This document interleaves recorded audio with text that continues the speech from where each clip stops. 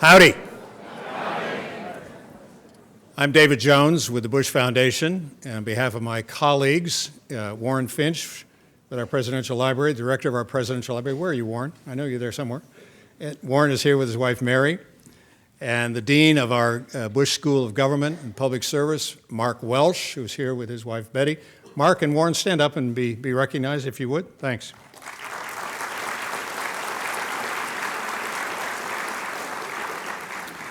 And on behalf of all of our colleagues with the Bush Center, we welcome you to tonight's very special program featuring our 64th Secretary of State, our nation's 64th Secretary of State, Dr. Madeleine Albright. Welcome to all of you here in the auditorium. Welcome to everyone next door in the overflow. We just said a couple of minutes ago that if George and Barbara Bush were here, they'd be scolding us for starting late. But we were moving some people over into some empty seats in the back there.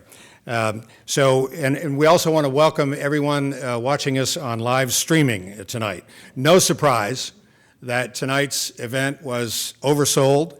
And for those of you who are seated next door in the other auditorium, here's a special note for you. Please stay in the auditorium. At the end of the program, Secretary Albright will be over to greet you and ask and answer a few questions there.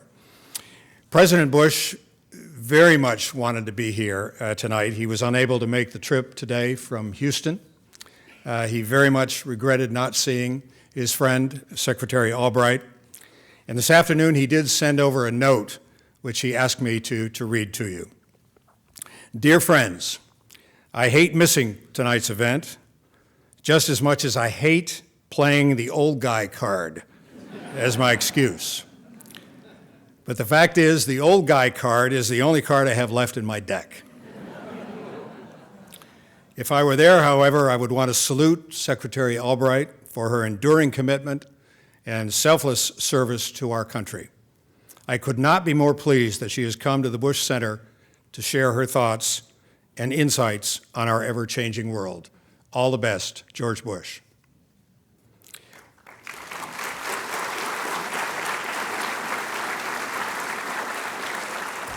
We want to take just a moment and recognize some other special guests with us this evening. Michael Young, our president of Texas A&M University, and his wife Marty are here.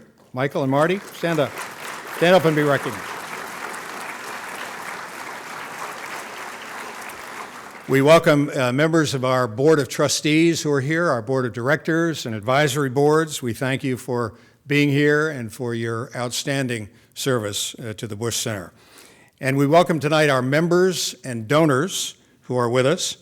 Your support enables programs like tonight's program and also provides scholarships in the Bush School and support for our programs for school children in our library and museum. We also welcome tonight a large contingent of friends from the Houston World Affairs Council who are with us. They came over this afternoon for a tour of the library, and we're delighted that you could stay for our program. And one final note before Andrew Natsios introduces our speaker and moderator. Secretary Albright will be pleased to take your questions tonight, so please write them out on cards that were provided to you as you came into the auditorium. If you don't have one, raise your hand. Later on, the Bush School ambassadors will be circulating throughout the auditorium and collecting the cards in a little while. And now please welcome the director of the Scowcroft Institute. The Scowcroft Institute is a sponsor of tonight's program. Scowcroft Institute at the Bush School, professor, author, former elected official, and Gulf War veteran, Andrew Natsios. Andrew.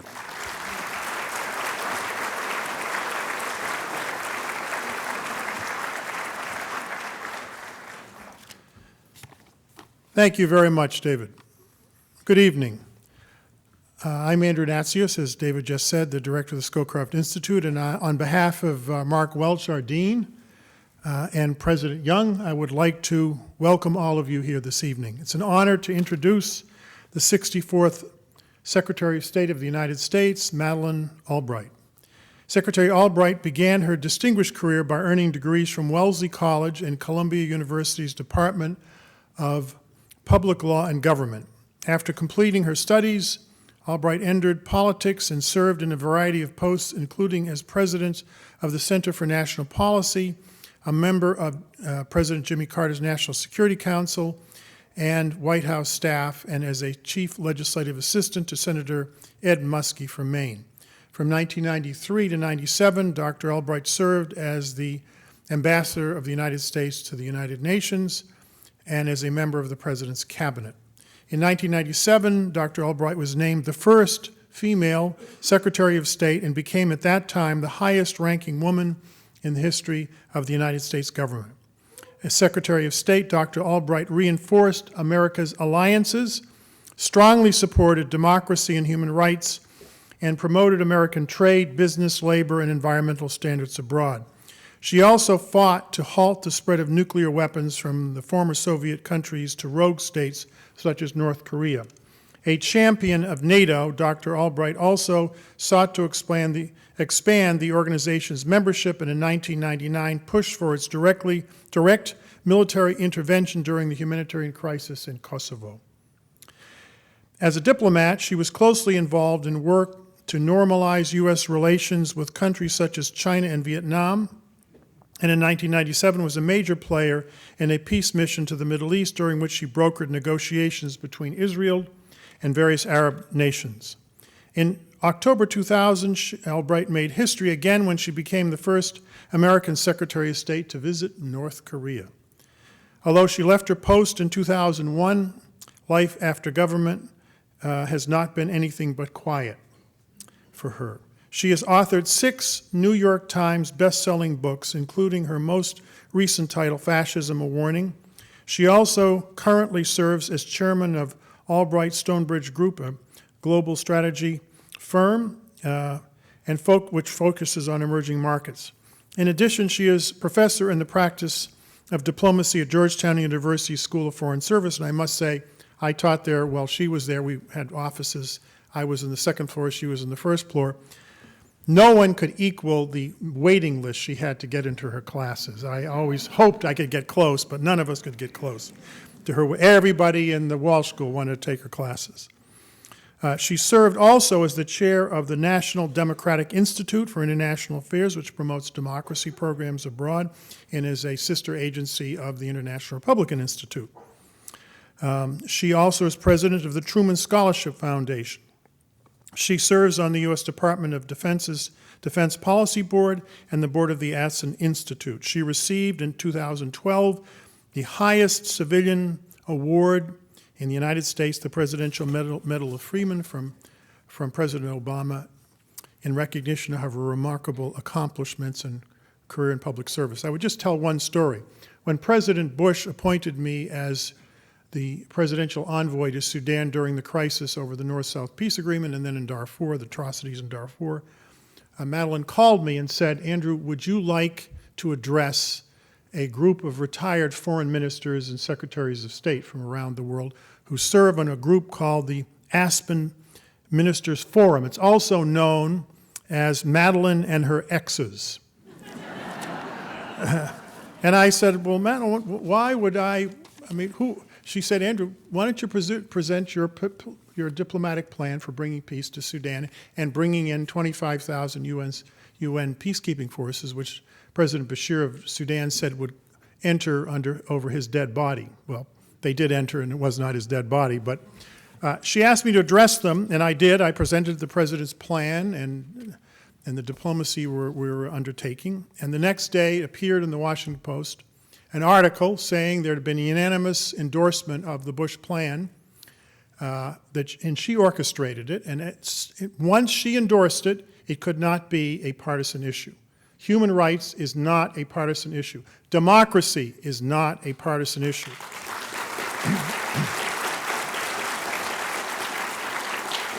And that made it much easier for me to get the work done, because I didn't have to deal with the political intrigue in Washington, at least not too much.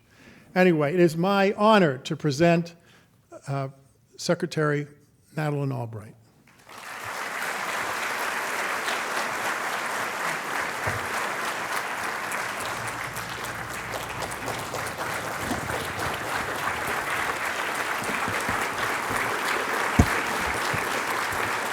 So, howdy.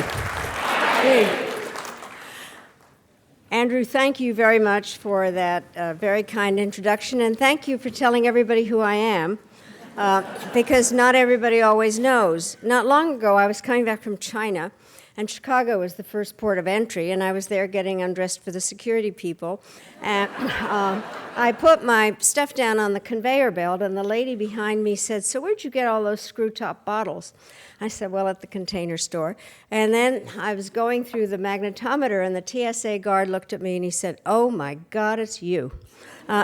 He said, "I'm from Bosnia, and we all love you in Bosnia, and if it weren't for you, there wouldn't be a Bosnia, and you're always welcome in Bosnia. And can I have my picture taken with you?" So we take our picture, screw up the whole line, and then I go back to get my stuff, and the lady of the screw-top bottle says, "So what exactly happened here?" And I said, "Well, I used to be Secretary of State," and she said, "Of Bosnia?" So thank you very much for straightening that out. And Andrew, thank you for your incredible service to the United States and everything that you have done and our friendship. So I'm delighted to be here with you. And I'm really deeply honored and grateful to President Bush and the Bush School's Scowcroft Institute of International Affairs for inviting me to come down to College Station. I very much enjoyed the chance to meet earlier with students whom I had a chance to get really great questions from through Dr. Hudson. And I, as always, when I am at a college, I am very surprised by how incredibly young and bright the students are. Their questions were terrific, and I actually got to answer them.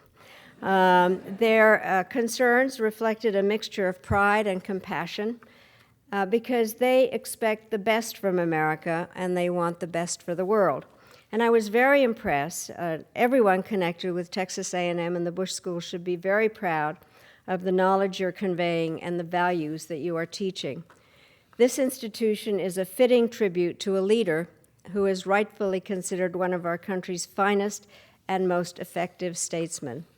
Few leaders in our history have served the country in as many capacities and with as much distinction as George H.W. Bush.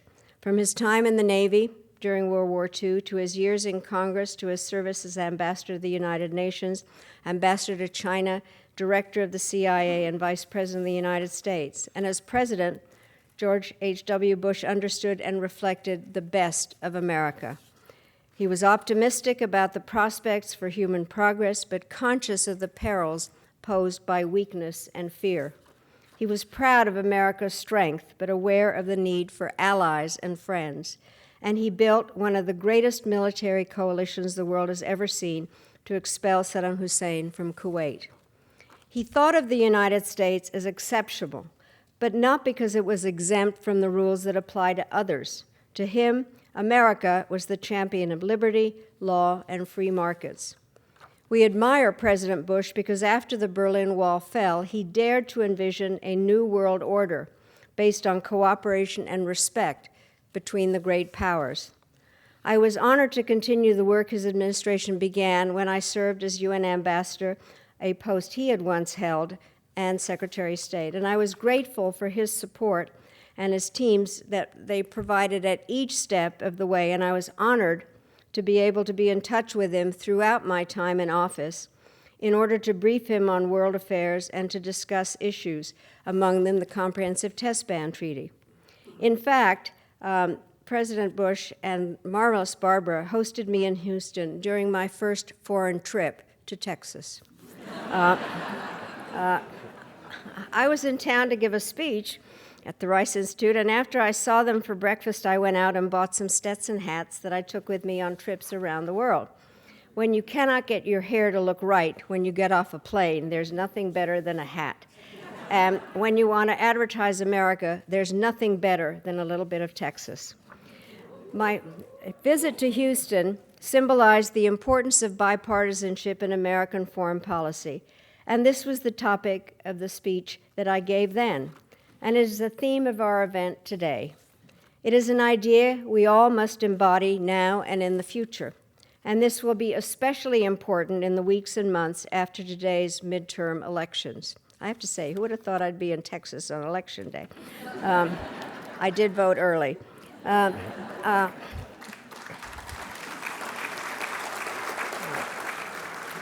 Because whether our chosen candidates win or lose, we must all find ways to work together to further our shared interests instead of retreating into our separate camps.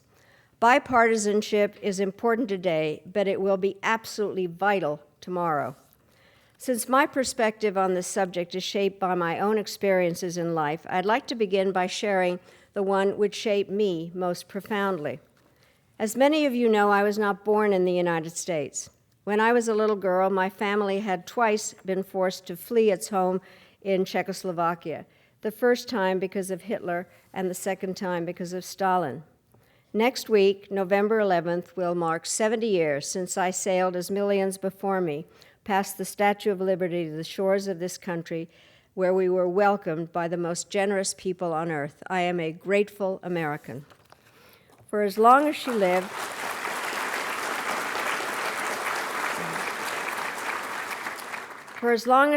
my mother used to call me on the 4th of July to want to know whether her grandchildren were singing patriotic song. And as for my father, he used to draw a comparison. He said that in Europe, during World War II, people would say to refugees, "We're sorry for your troubles, and you're welcome here. What can we do to help you, and when are you going home?" When we came to the United States, people would say, "We're so sorry your country's been taken over by a terrible system. You're welcome here. What can we do to help you, and when will you become a citizen?"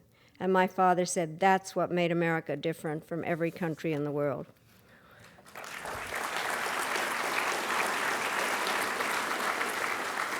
You can't imagine how proud I was as Secretary of State to fly around the world on a plane that carried the label, the United States of America. And it never occurred to me, as I'm sure it never occurred to my predecessors, to think of the jobs as representing one party to the exclusion of another.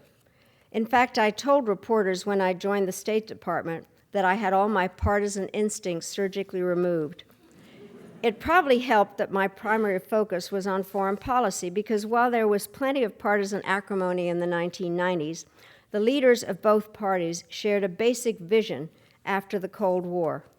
They agreed that the idea of Europe whole and free and at peace, articulated by President Bush, was profoundly in our interest, and that U.S. leadership was necessary to achieve that vision. This culminated in the process of NATO expansion under President Clinton, which would not have been possible without the support and leadership of Republican Senator Jesse Helms, who chaired the Senate Foreign Relations Committee. Senator Helms and I disagreed on an awful lot of things, but on this important issue, we worked together to advance core American interests. He and I developed a genuine, if improbable, friendship during the years we were both in office. What happened was when I was UN ambassador, he called up, and I had just been invited to go and speak at a women's college in Raleigh, and he was pushing that invitation. And so I actually thought I could get out of it if I said, "I'm happy to go, Mr. Chairman, if you go with me." He said, "Well, that's an interesting idea." And so he calls me back in half an hour, said, "I've rearranged my schedule, we're going together." And that really did change everything. And we did get to be friends. And when I was named Secretary of State, and you go around for your courtesy calls, he said, "Ms. Madeleine, we will make history together." And we did. And we even danced together at the State Department for my 60th birthday. It was a friendship based on trust and mutual respect, and a recognition that bipartisanship was not a four-letter word. My experience in government reinforced my belief that neither Democrats nor Republicans have a monopoly on wisdom, that it's very important that we all work together at all times. And I found that on big issues such as fighting terrorism and preventing the spread of nuclear weapons, both parties were equally determined, and on other matters such as the Middle East, we were all in search of better answers to hard questions. When I left office 17 years ago, I was not naive about the partisan nature of politics or the uncertain state of global affairs, but I was confident in the health of our democracy, and I believed that the world would continue to move toward a stronger and more cooperative international system. it now appears that I may have been too upbeat, because in the short history of this century, we have seen a multiplication of divisions, both domestic and international, as well as the rise of new threats to security and prosperity, from cyber attacks to climate change to pandemics. Given the course of events that have gone on, I'm often asked whether I'm an optimist or a pessimist. I reply that I'm an optimist who worries a lot. I'm an optimist because I have faith in the resilience of democracy and in the desire of most people to get along with one another in civility and peace. And at the same time, I am worried. I worry about tensions on the Korean Peninsula and in the Middle East, and about the humanitarian catastrophes unfolding in Yemen and Syria. I worry about Vladimir Putin, who's trying to make Russia great again by asserting his influence in Eastern Europe and the Middle East while undermining the West. But what worries me most is that in almost every region of the world, democratic institutions and values are under attack. It seems as if everywhere you look, the euphoria that accompanied the end of the Cold War has been replaced by doubts about the capacity of democracy to deliver on its promises. Here in the United States, we find ourselves increasingly divided, angry with one another, and immersed in a climate of fear. And while we have historically believed that in America, politics stops at the water's edge, we don't say that so much anymore. Why is all this happening? I think we really need to analyze the issues. There are many currents at work, but I think the explanation begins with globalization and technology. The same forces that have brought the world closer together have made many people want to cling even more tightly to their ethnic, cultural, and religious identities. Technology has also caused a lot of good jobs to disappear and made it harder for people without specialized skills to earn a living wage. And when men and women feel insecure about the future, they tend to look for someone to blame, someone who isn't like them, the outsiders, the strangers, the different, the immigrants, and the refugees. Meanwhile, the information revolution has enabled us to share our grievances instantly and globally. This has made governing more difficult and given politicians on both extremes the chance to build emotional bonfires out of fear. Also, this has made that much harder to have a real conversation about America's international priorities, and it has increased the temptation of people that people have to simply turn inward and embrace the siren song of isolationism. This is dangerous because the truth is that America's foreign engagement matters, not only to those who consider themselves expert, but to each and every one of us. For example, if you live in Texas, more than likely your job or that of a member of your family is linked to the health of the global economy, whether through investments or trade or technology. This region's robust agricultural and energy sectors are particularly affected by overseas prices, policies, and politics. Given the incredible skills students are developing at this university, they and all the members of this community have good reason to look ahead with hope. But I have no doubt that you're also anxious about the future young people will have to face. Will the global marketplace continue to expand and generate new opportunities and new jobs? Will our global environment survive the perils of climate change? Will the dizzying array of threats in cyberspace be brought under control? Will our competition, which is escalating with China and Russia, result in another clash of great powers?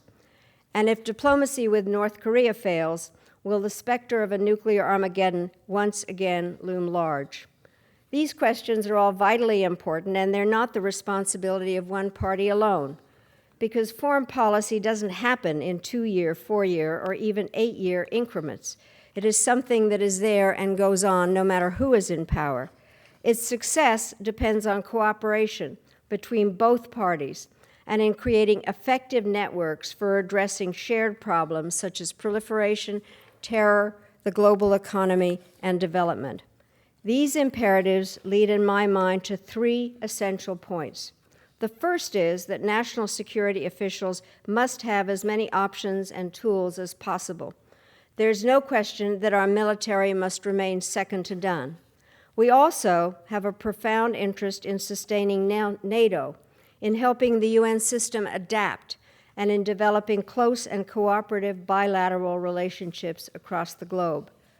But cooperation, too, requires investment in diplomacy, in technical assistance, and in helping friendly countries do a better job of defending against common threats. According to surveys, many Americans think that we give about a quarter of our tax dollars to foreigners. The truth is that our entire international affairs budget, including everything from the protection of our ambassadors to emergency assistance for refugees, is equal to less than 1% of our budget. This translates to about $56 billion compared to a Pentagon budget that now exceeds $700 billion. But even this modest amount is under constant pressure. I don't know about you, but I'm fed up with politicians who demand a strong America and then fail to provide our diplomats the tools they need to protect and advance our interests. And that's why our country should have a comprehensive approach to national security budgets that will enable us not only to wage war, but to preserve peace and to lead both on the battlefield and at the bargaining table. A second imperative is one that is of special relevance to this audience, and that's education. The technological revolution has opened a huge divide between the skilled and the unskilled, a gap that is affecting every measure of personal accomplishment and national strength.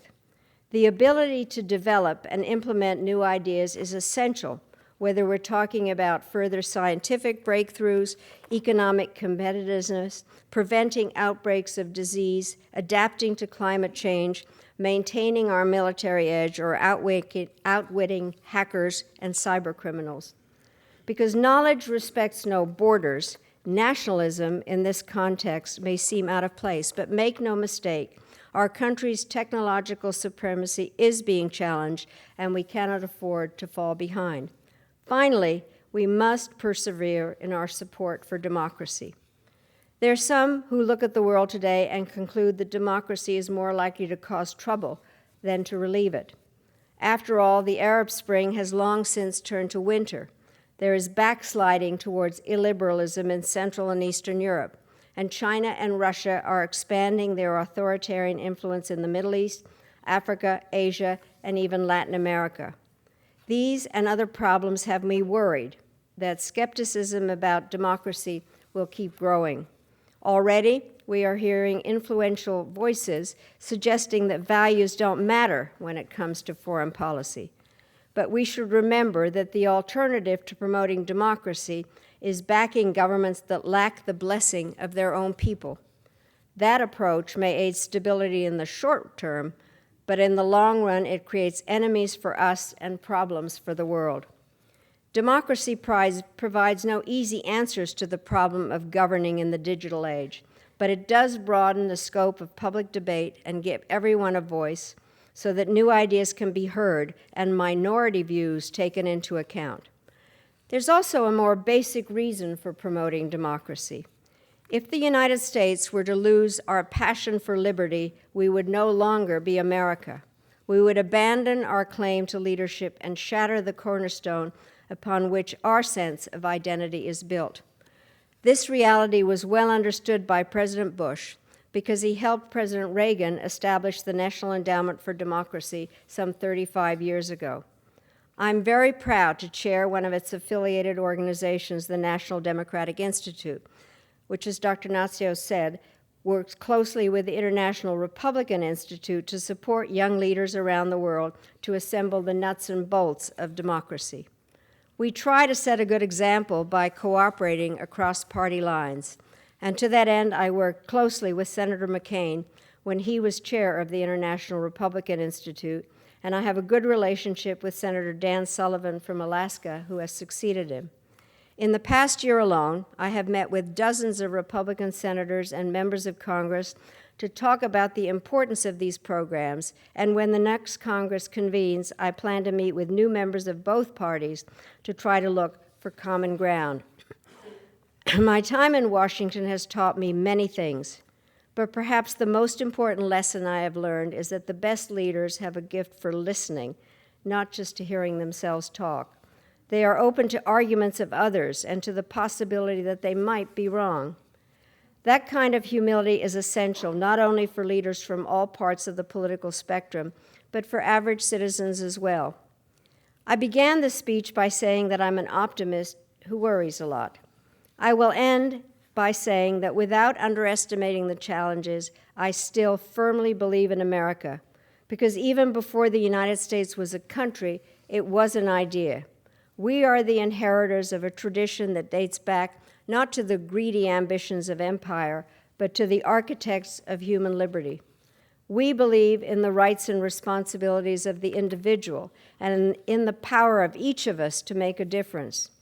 We place our faith in a democratic system backed by the energy, ingenuity, and courage of a free people. And we find our inspiration in the heroes who have fought our nation's battles and led us through difficult times, heroes such as George H.W. Bush. 7 decades have now elapsed since I first came to these shores, but I have not forgotten the fundamental lesson taught to me by my parents, and that is to honor and value American ideals, never take for granted the privilege of living in the world's greatest democracy. To every member of this community who's here tonight, let me say that for all of you that you have all done in the past, I applaud you, and for all that you will do in the future, I salute you. And I thank you very much, and I now look forward to our questions and discussions. And since I'm no longer in the government, I will actually be able to answer your questions.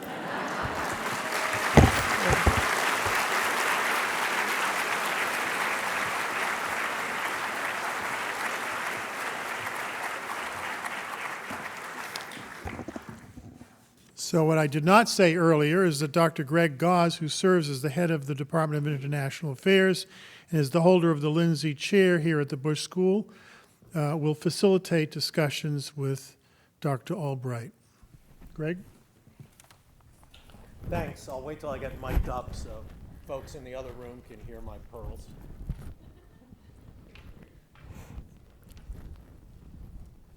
Thanks, Andrew. Thank you, Madam Secretary, for coming to Aggieland. It's a pleasure to have you here.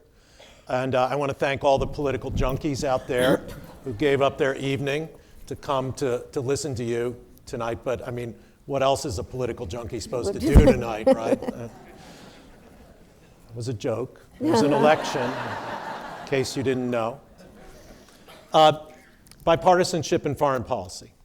It was pretty easy to have a bipartisan foreign policy during the Cold War. And even in the post-Cold War period, it seemed like we were united, particularly in the immediate post-9/11 period, by a sense of what the mission was. But what's the basis of a bipartisan foreign policy now? Well, first of all, I'm delighted to be here and also have a chance to have this conversation with you. So I think the basis is always the same, which is that it is the job of people that are in the government and those of us that are around that have been and are the people that are in schools, et cetera, is to think about what's best for the United States, our national interest.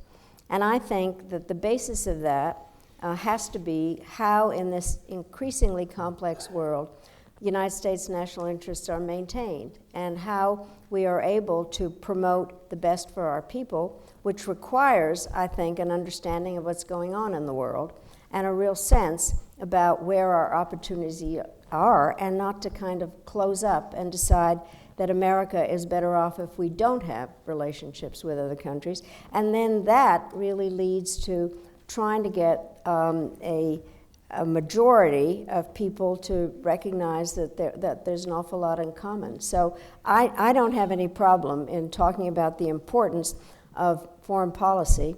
And one of the things that I pride myself on is really trying to make foreign policy less foreign, which is to try to explain why people in the United States, we're such a huge country, why we should care about what happens to the North and South and the East and West. And for our own people, we need to care and need to explain why that is important, that Americans are not safe or happy or able to carry on our real sense about what it is if we don't have foreign policy, and that has to be based on an understanding between parties.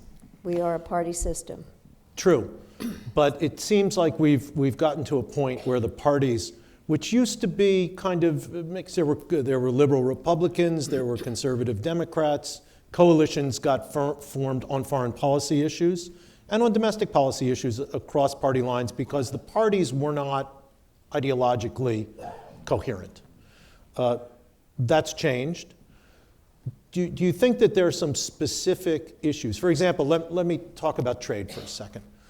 Trade used to be, it seems to me, one of those pillars of our bipartisan foreign policy. We thought trade was good. We thought the opening of the world to trade and the opening of our country to trade was an essential part of fighting and winning the Cold War, which I think you can make a very good case it was.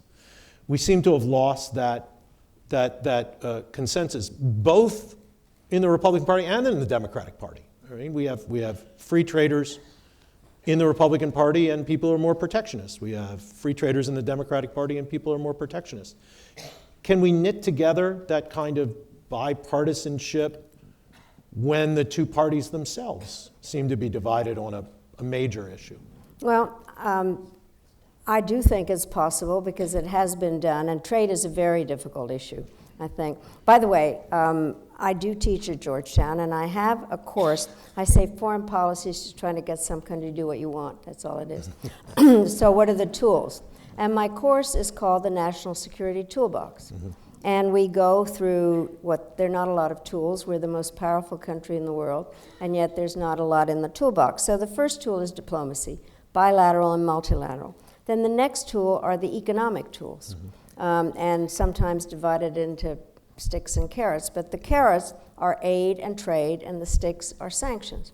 So trade, in many ways, is a very important part of that toolbox. And I think that one can, in fact, persuade the center of both parties to see it in a particular way where it is useful to us and also useful to the countries with whom we trade. And an example, and not just because I'm sitting here, NAFTA was a perfect example, which was, it was negotiated by President Bush, but it was not able to be agreed to totally until President Clinton came in. Not easy for a Democrat to talk about trade. And we did manage to get it agreed to because it was a combination of centrist Republicans, mostly, and some Democrats. And so I think the whole point of how one tries to put together some kind of a grouping of people that agree, recognizing that on the edges it doesn't work.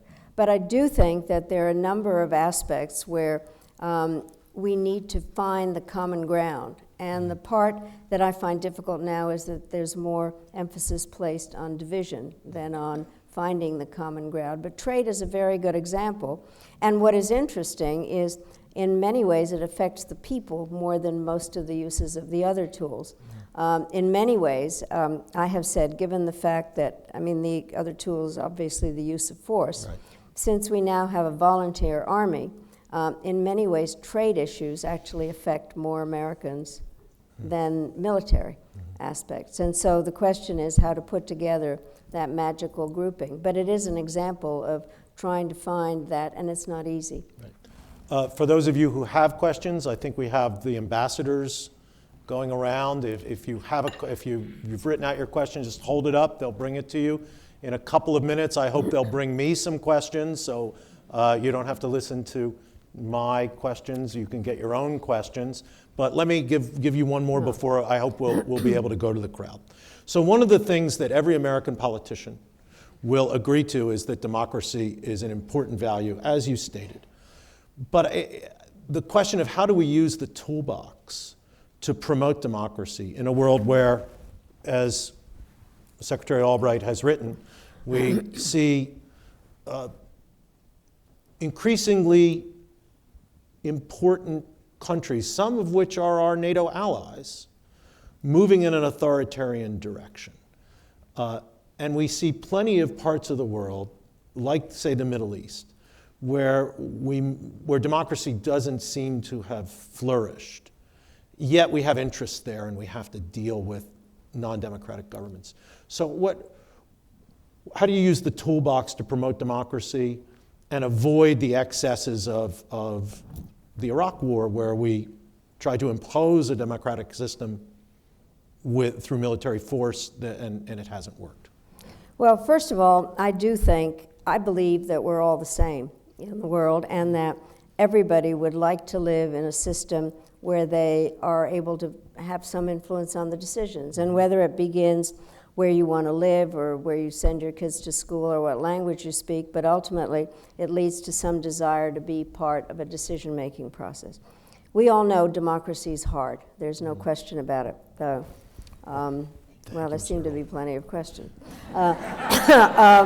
While you're answering that one, I'm going to be looking through. So I do think that the issue then becomes, how do you have democracies? And they're a very complicated system. We can see it from ourselves. And what is happening is it's harder and harder because of this combination of two mega trends, globalization and technology. And they have, in fact, made it more complicated in a variety of places.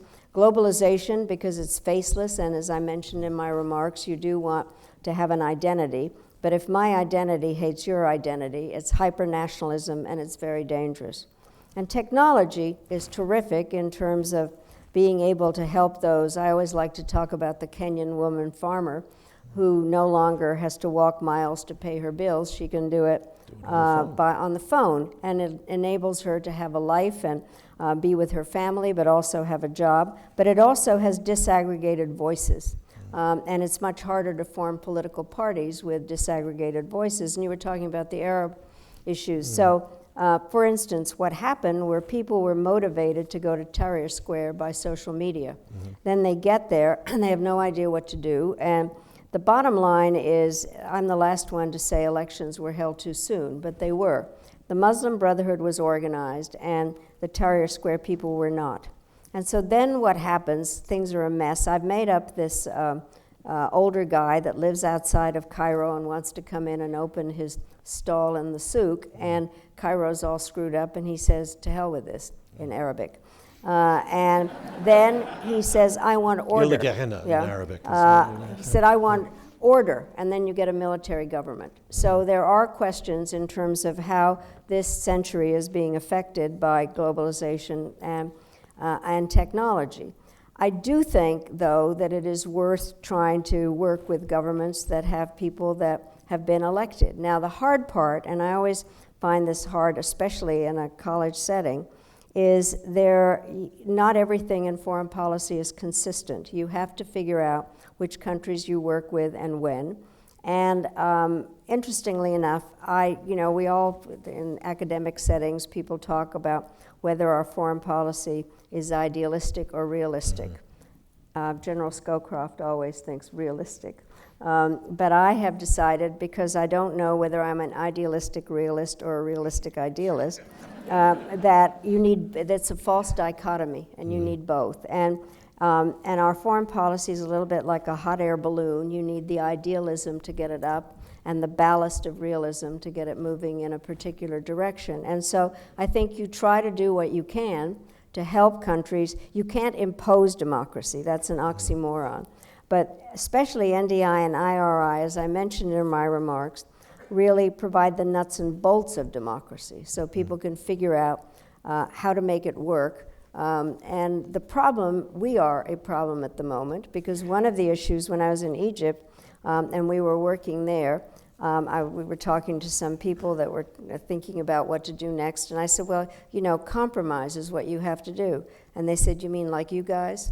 And so we are not the best example in terms of what are the essential parts of it. But I do believe that countries are better off. I do have to say this. This is actually a Bush family story. So what happened... This would be the place to tell it. But what happened was George W. Bush had invited a lot of us former people to the White House in order to brief about Iraq. And so what happened, we were all sitting there, and he came in and he said, we have to really support democracy everywhere. And we talked about that for a while, and then it's over, and we are moving from the Roosevelt room, and he said, I want to show you how I've redecorated the Oval Office. And as we're walking in, I said, Mr. President, I'm so glad you're saying that you want to support democracy, but you act as though you invented democracy when actually I did. And so it was a good bond because I think when you're there, you really do want to help promote democracy. So there's a question about the college football playoff system in here. I think that you've got Secretary Albright mixed up with Secretary Condoleezza Rice, who is on the college football playoff committee. So just for that person, sorry. Wait a minute, but I did get the Teddy Roosevelt Award from the NCAA for being a scholar athlete. Oh, congratulations. What was your sport? Well, this is the problem. When I got the call, I said, I think you've got the wrong person. And they said, no, you were nominated by your college. I said, wait a minute. So I called them up and I said, what? And they said, you did swim. I did swim, and I did play field hockey. All right. So that's about it. Congratulations. So if you could change one thing to improve the human rights of women around the world, what would it be? Elect more women. And I think that is... and I also think... Let me check my phone and see how that's going. No, the other thing, though, that the reason that I feel very comfortable saying this is I was actually the first secretary to bring women's issues into the State Department, not just because I'm a feminist, but because we know that when women are politically and economically empowered, societies are more stable. And I think that then allows for people to be able to live the life they want to, men and women. And so I do think that the best way is to elect more women. However, I'm sometimes asked whether the world would be better off if it were only run by women. I say if you think that, you've forgotten high school. So so both working together is a good idea. There's a question about United States relations with traditional allies. And I think probably meaning NATO allies. Yeah. Could you talk a little bit about where you see the future of NATO and U.S. relations with NATO allies? Well, I am a big believer in NATO, and I have been asked many times what in my early life affected the way I think about things. And because things are so accidental in the way things have developed. When I was born in Czechoslovakia, my father was a Czechoslovak diplomat, and one of the things that happened after World War II, there was kind of a systematic way that the Soviet Union kept putting its satellites together, salami tactics, one at a time. What was happening was the Russians wanted to have one example of a country that actually elected communists. And so they picked Czechoslovakia because it did, in fact, have a fairly strong communist party. They were going to lose that election, so there was a coup in February 1948. The U.S. had not paid much attention to what was going on in Europe until after that coup, and NATO was created as a result of thinking that the U.S. needed to have a closer relationship with European allies in 1949. And so I have followed the changes in NATO for a long time and felt it is the most powerful military alliance in the history of the world, and it kept the peace in many ways during the Cold War. And then the question with the end of the Cold War, whether we should expand NATO or not, which we did. And I think it's a very important thing to have done. I do think the issue gets more and more complicated, and we were talking about a little bit earlier. At the 60th anniversary of NATO, 10 years ago, there was a desire to figure out what a new strategic concept would be about. And the issue was that all the things that NATO were doing is what's called out of area in countries that are not member nations of NATO, in the former Yugoslavia and Afghanistan, and whether cyber attack was an Article 5 attack. So all of a sudden, the Russians invade Crimea, and the question is, again, does that have something to do with NATO? And I think it does. That is what it was created to do. I think it is the most powerful alliance, but it really does need some work. I agree fully that they need to pay their fair share in all of this. The problem that we have, and is very real at the moment, is Turkey. Turkey is a NATO ally that is in my, because by the way, NATO is also an alliance of democratic countries. It's not just a military alliance, it's a political alliance. And yet Turkey is on my list of countries in my book that are moving in an authoritarian fascist way.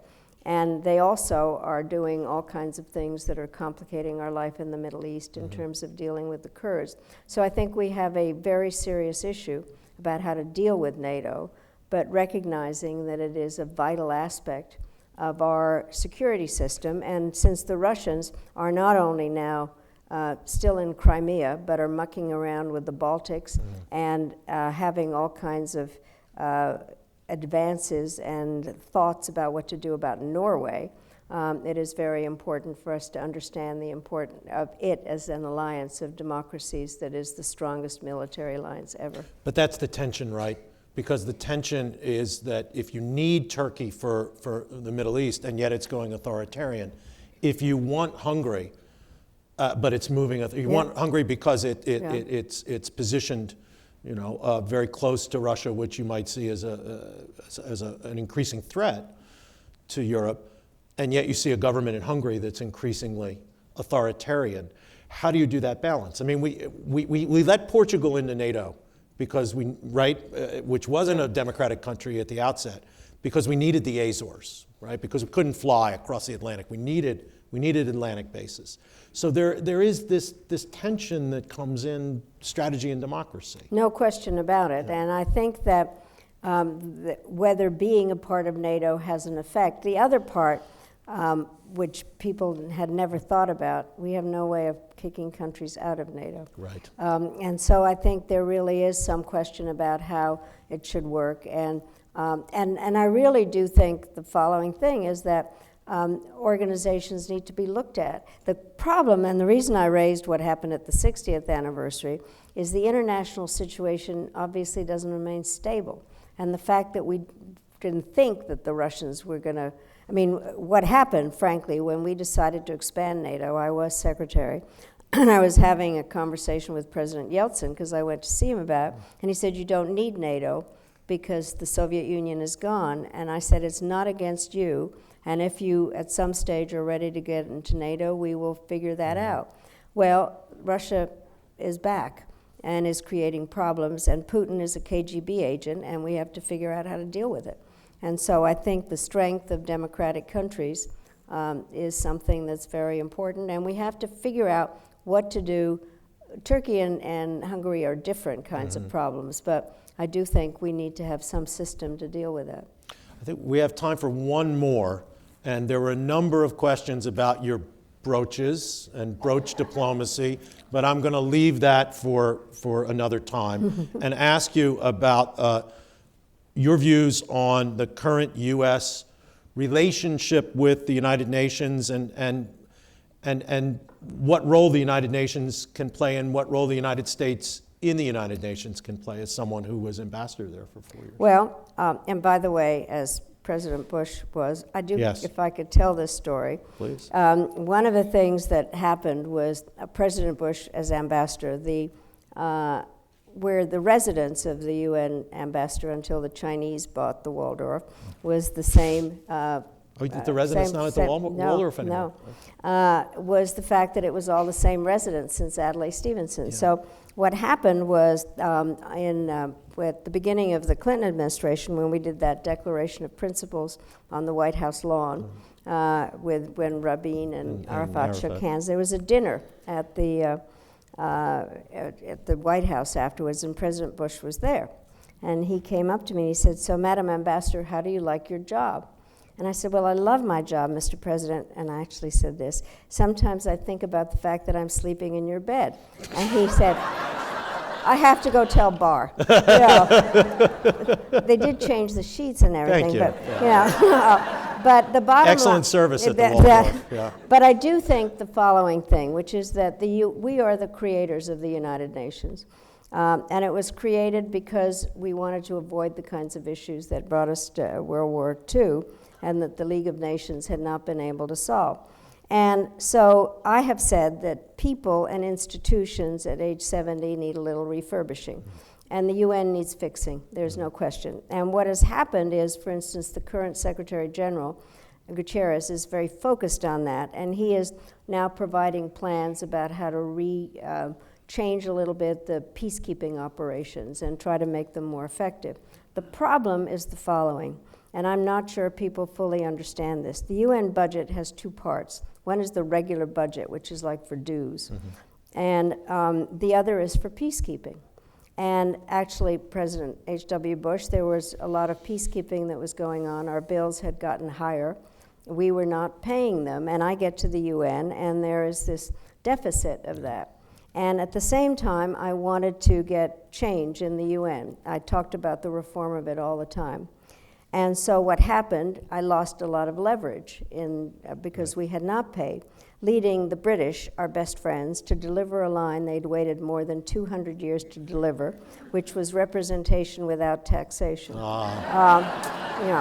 What goes around does come around. But the other thing that happened was that the Congress, on its own, unilaterally decided that we would not pay the percentage that we were supposed to according to a formula, and that we would only pay 25%, and we created an additional deficit at the UN. So now, when we're talking about what needs to be fixed, and Gutierrez on peacekeeping, again, Congress has unilaterally decided not to pay, and it creates a genuine problem. And Ambassador Haley was supporting the cut, which I had not, but I do think it's hard to have it both ways. We need the UN, and I think we're not doing it in a proper way. I, in my class, had role play, which we just did on Saturday, and what is Saturday? You have Saturday classes? Just on for the Saturday role play. classes, Bush School students. Yeah. Another advantage to coming to the Bush School, not Georgetown. Now, if I have to take one more minute on this, Please. because they are on Saturdays. I'll go back on something. Yeah. And I was not, well, first I'll finish telling the kind of more informed story by saying my students, we were dealing with a scenario of India and Pakistan getting at each other terrorism, and I had one room which was full of students playing the UN Security Council and another playing American principles deciding. The UN process, this was so real, was so slow that what happened on the side, the principals decided they would have four-party talks outside of the UN. So it was a very real thing. Right. So now to the funnier part, which is I had not calculated about 8 years ago how well our basketball team was doing. Yeah. And they were in the Final Four. And so I had to, half the grade is a simulation in terms of, so I had to have it on the Saturday. Right. So I live in Georgetown, and what had happened before was I'm on the admissions tour. So I've heard them on Saturday mornings usually saying, this is where the former Secretary of State lives. She's come back to teach at Georgetown. Everybody likes her because she's so approachable. And if I weren't in my bathrobe, I'd go out and wave. Yeah. So then after this Saturday, when it was during the Final Four, the next Saturday they come by and they say, this is where the former Secretary of State lives. She's back teaching at Georgetown. People used to like her until, right. Until she was, right. It's a problem. That I believe. We are going to, the Secretary and I are going to move over to the other hall for a few questions there, so people there will see that she's not a hologram and that she actually came to Aggieland. But unfortunately for you, there's no broadcast from there to here. So I'm going to ask you right now to join me in thanking Secretary Albright for a very, very interesting evening. Thank you all very much. Thank you.